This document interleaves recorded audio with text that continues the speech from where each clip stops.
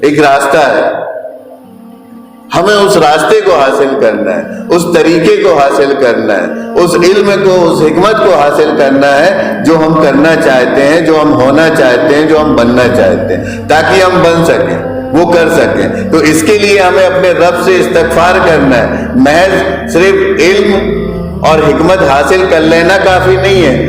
آپ اس کا ایک تو علم اور حکمت حاصل کرو، اور اللہ سے ہر گھڑی آپ مدد مانگتے رہو، اللہ سے ہمیشہ مدد مانگتے رہو۔ جب بھی آپ لوگوں نے ابھی ایک سیریل موبائل پہ دیکھا ہوگا ارطغرل غازی، تو ارطغرل غازی میں ایک خاص بات آپ اس قبیلے کے تعلق سے دیکھیے کہ وہ جب بھی سرگردہ ہوتے ہیں اپنے مقصد کی جانب، جب وہ گامزن ہوتے ہیں، نکلتے ہیں، تو جب وہ سفر کر رہے ہوتے ہیں گھوڑوں پہ،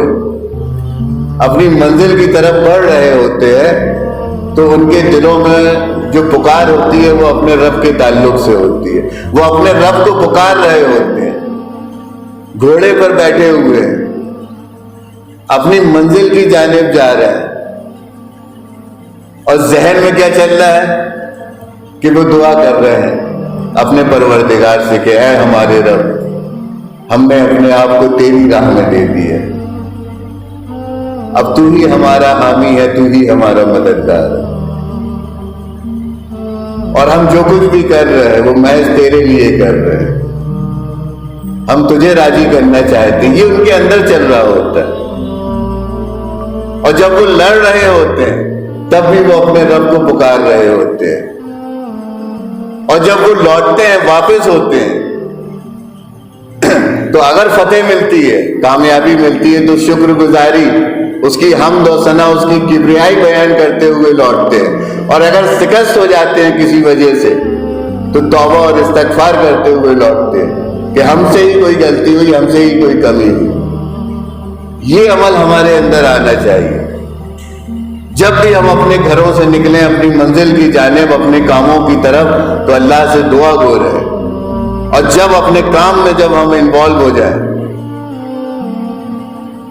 تب بھی ہم اللہ کو پکارتے رہیں، اور جب ہم اس کام کو پورا کر لیں تو بھی ہم اس کا شکر ادا کریں، اور اگر نہیں کر پائے تو استغفار کر کے ہم اپنے گھروں کی جانب لوٹیں۔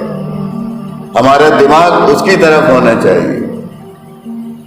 اور وہ جیسا بتاتا جائے وہاں پہ ہم اپنے آپ کو لگائے رکھیں بطور کوشش کے۔ تو یہ کہہ رہے ہیں نوح علیہ السلام اپنی قوم سے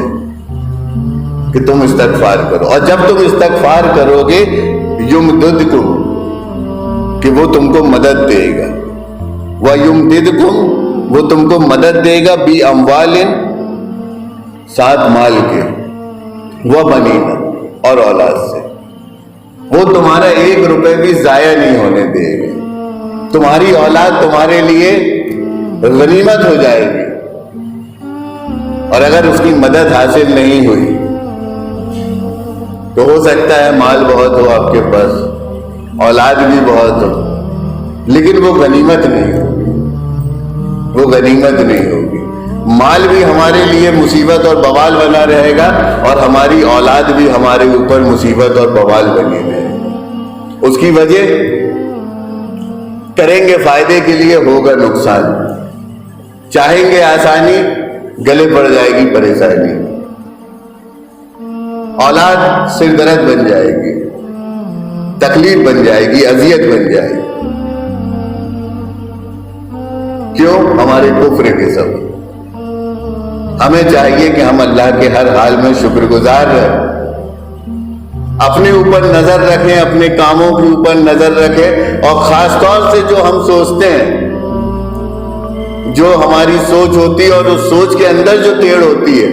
سب سے زیادہ نقصان اگر ہم کو کوئی پہنچاتا ہے تو ہماری اپنی سوچ ہی پہنچاتی ہے۔ ہماری اپنی سوچ، اگر کوئی آپ کا دشمن بن رہا ہے یا آپ کسی کے دشمن بن رہے ہو تو یہ آپ اپنی سوچ کی وجہ سے بن رہے ہیں۔ اگر آپ کا کوئی نقصان ہو رہا ہے تو یہ آپ کی سوچ کی وجہ سے ہو رہا ہے۔ اگر آپ کے اوپر پریشانی ہے، گھبراہٹ ہے، بے چینی ہے، تو یہ آپ کی سوچ، آپ کی ذہنیت کی وجہ سے۔ انسان جب بھی کسی مصیبت، تکلیف، پریشانی اور تنگی میں ہوتا ہے اپنی ذہنیت کے سبب ہوتا ہے، اور اگر یہ اس کی ذہنیت کو صحیح کر لے، اگر اس کی سوچ صحیح ہو جائے تو آگ ہے، جو نار ہے، جس میں اذیت ہے، تکلیف ہے، پریشانی ہے، وہ اس کے لیے گل کی مانند ہو جائے گی، پھولوں کے مانند ہو جائے گی، گلزار ہو جائے گی، سلامتی ہو جائے گی، پریشانی آسانی میں بدل جائے گی، اندھیرا روشنی میں تبدیل ہو جائے گا۔ یہ جو ہمارا ذہن، ہماری آنکھ، آپ دیکھیے، کبھی غور کرنا کہ جب بھی ہم دیکھتے ہیں ذرا دیر لگتی ہے ہماری نظر کسی کے بھی تعلق سے دشمنی اختیار کر لیتی ہے، ہماری نظر کہیں بھی چلی جاتی ہے،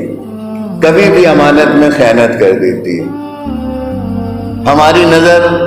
جہاں نہیں جانا چاہیے وہاں چلی جاتی ہے،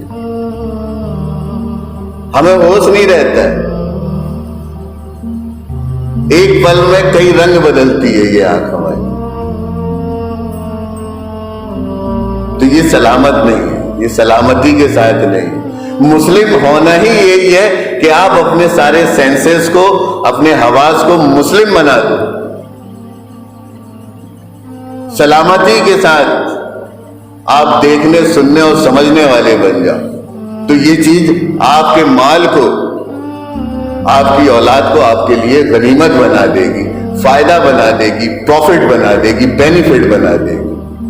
ہر حال میں آپ کو ان سے فائدہ ہوگا۔ اور نہیں تو معاشرے میں دیکھیے اور تاریخ اٹھا کے دیکھیے،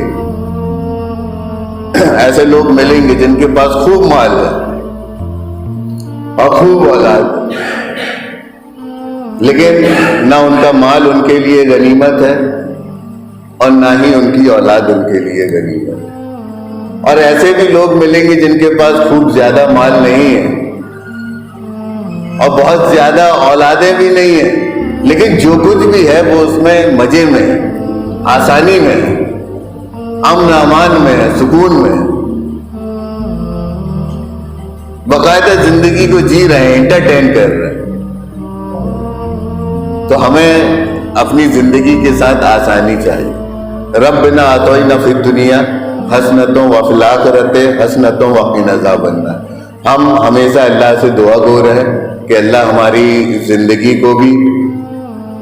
توازن میں رکھے اور ہماری آخرت کو بھی، ہمیں جو کچھ بھی حاصل ہو وہ توازن کے ساتھ، بیلنس کے ساتھ، سنتلن کے ساتھ حاصل ہو۔ یہ بڑے کامیابی کی بات ہے، کسی چیز کا بیلنس میں ہونا، سنتلت ہونا، توازن میں ہونا، یہ اصل بات ہوتی ہے، یہ اصل کامیابی ہوتی ہے۔ اور بیلنس چاہے اوپر کی طرف بگڑے یا نیچے کی طرف بگڑے، جسم کا بگڑے یا ذہن کا بگڑے، کام کاروبار کا بگڑے یا معاشرے کا بگڑے، زمین کا بگڑے یا آسمان کا بگڑے، حاصل نقصان ہی ہوتا ہے۔ وآخر دعوانا الحمدللہ رب العالمین۔